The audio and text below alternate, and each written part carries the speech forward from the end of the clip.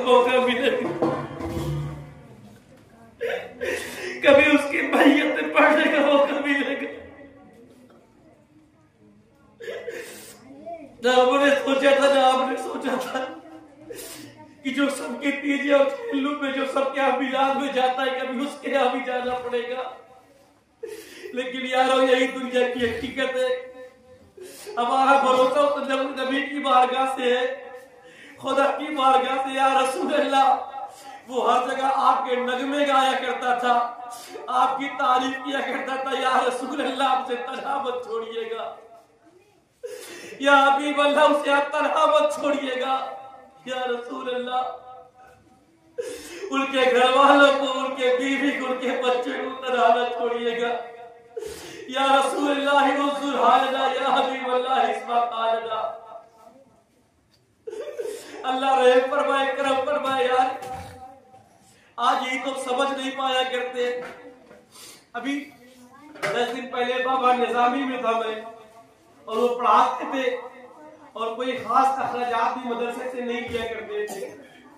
कि बाबा निजामी के मुरैया साहब बैठे, अल्लाह के मदरसे को सलामत रखे, कोई ज्यादा अखराजात नहीं लिया करते थे। उनके पास में बैठा, मुझसे बातें हो रही थी, बात चलने लगी, बताने लगे। मैंने उनसे कहा, हज़रत कुछ आप भी अपने हिस्से का लिया करें, और लेने के बाद रखा करें। वो कहे कि बिल्कुल, जब मैं चाहूँ वो बिल्कुल हमें दे देंगे, मैं कहूँगा तो वो बिल्कुल हमें देंगे, लेकिन मैं खुद से नहीं लेता हूँ। अपना बाकी टाइम में दीन के काम में लगाता हूँ, और मुझे प्रोग्राम से अल्लाह बहुत नवाज दिया करता है। मैंने कहा, भाई जिंदगी कोई भरोसा नहीं है, कैसे कैसे हालात जिंदगी में आया करते हैं। कहा इंशाल्लाह फिर आगे देखा जाएगा, जरूरत होगी तो मैं कहूँगा। तो बताने का मकसद यार, उनकी अदाएं शायद इसीलिए थी कि दुनिया उन्हें याद करे। अल्लाह उनकी मग़फ़िरत फरमाए, सरकार उनकी कब्र को अपने नूर से मुनव्वर फरमा दे। एक शेर जो उन्हें पसंद आया तो वो शेर मुलाहिज़ा फरमाए। क्या बताऊं,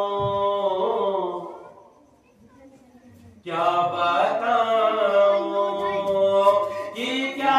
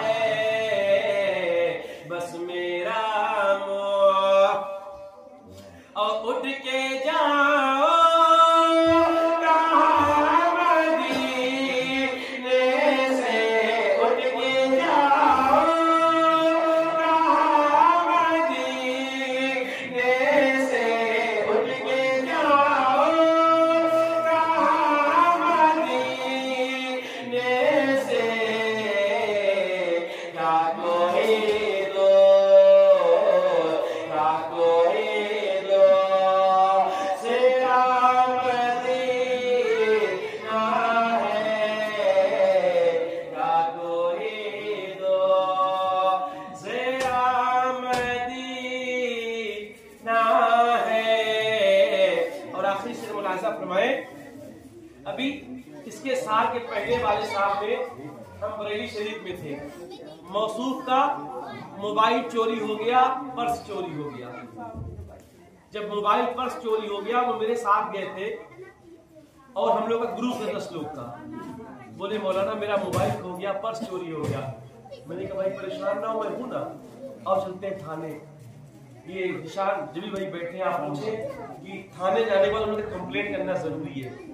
सब लोग पुलिस में थे। हम लोग का उस दिन तकरीबन 4 से 5 घंटा थाने में गुजरा। मोबाइल की कंप्लेन किया। कंप्लेन करने के बाद मैंने कहा भाई जो मेरे पास खर्च है वो आप कराओ, जो जरूरत वो बताएं आप।